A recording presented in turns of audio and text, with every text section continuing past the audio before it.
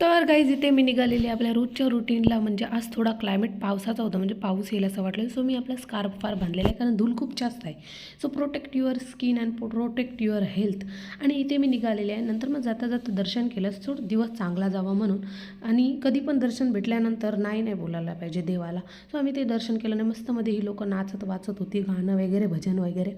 नंतर मग इथे आम्ही खाल्ला प्रसाद पण खूप छान होता आणि एकदम चव पण भारी होती. सो आम्ही ते खाल्लं. नंतर मग परत निघालो आमच्या रुटीनला, वेला.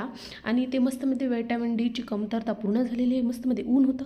येताना मग आम्ही गेलेलो नानापेठला, कारण आशिषच्या बाईकचं थोडं काम होतं.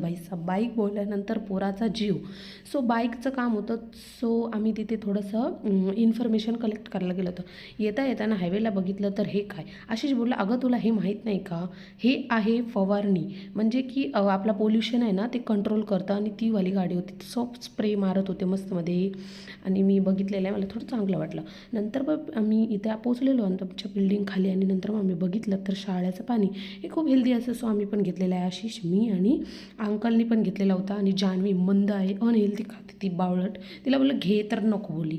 इथे आम्ही बघितलं तर हे पाणी वगैरे पिलं. आणि नंतर मग मलाई काढण्यासाठी काढायला दिलं, त्यांच्याकडं खपाखप फोडत होते. एकदम डेंजर भाईसाब.